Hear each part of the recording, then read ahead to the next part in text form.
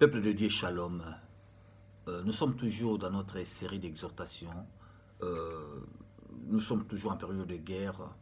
Donc, nous sommes là, toujours prêts pour combattre avec l'ennemi, c'est-à-dire le diable. Mais cette fois-ci, il a touché, c'est là où ça fait mal, il a touché le cœur, il a visé et il ne nous a pas loupé parce que en ces moments, on commence déjà à compter les morts dans notre pays. Donc, en RDC, on commence déjà à compter les premiers morts.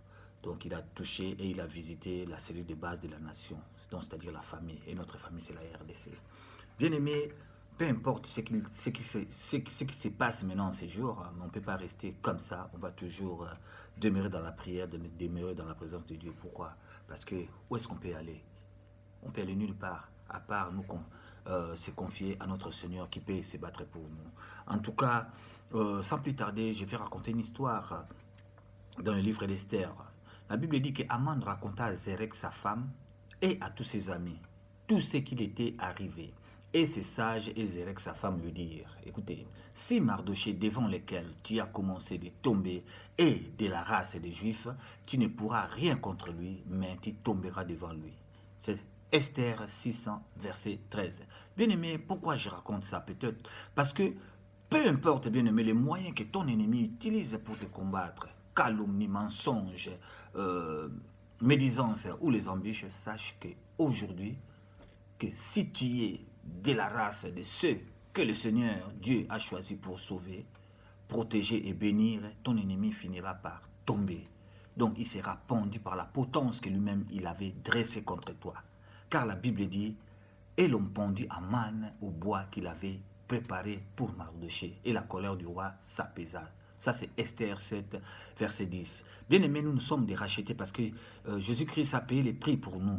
Donc, peu importe ce qui va se passer, on ne peut pas rester inerte. On va toujours prier. On va rester toujours dans la présence de Dieu. Aujourd'hui, il a touché la famille. Aujourd'hui, la RDC, on pleure toujours. Mais nous hommes de Dieu, nous, serviteurs de Dieu vivant, on va toujours prendre nos troupes pour aller toujours avec notre Seigneur et se confier toujours à notre Seigneur qui est l'Éternel des armées. Son nom est El Shaddai Kaïseba. Il est le seul qui a laissé une tombe vide. Il a fait des choses que personne ne peut le faire. Il est incomparable. C'est pour cela que nous nous adressons au peuple de Dieu pour dire qu'il ne faut pas se fatiguer parce que la Bible dit même la mort, même la contagion, rien ne pourra nous séparer de l'amour de Jésus. Il est toujours là pour combattre pour nous.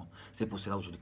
Regardez aujourd'hui par exemple, moi, normalement demain je dois aller prêcher, à l'église avec les gens et tout, mais je ne peux pas parce qu'il y a les confinements. Je reste à la maison, mais Dieu, comme il est le maître des temps et des circonstances, il a prévu qu'il y ait des ordinateurs en ces moments-là pour que je prêche aussi devant les ordinateurs pour vous exhorter. Voilà la puissance de Dieu. C'est pour cela, il nous a dit, va et tu battras mendiant comme un seul homme. N'est-ce pas moi qui t'envoie? Donc, ayons toujours la parole de Dieu. C'est ça l'arme efficace pour combattre le diable. Alors, je vais parler plus de 5 minutes. Ça, c'est l'exhortation d'aujourd'hui. Je vous laisse dans vos occupations, mais soyez toujours prêts pour combattre l'ennemi avec Jésus-Christ. Je vous laisse au nom de Jésus. J'ai ainsi prié, je dis merci Seigneur Jésus-Christ. Amen. Soyez bénis et à bientôt.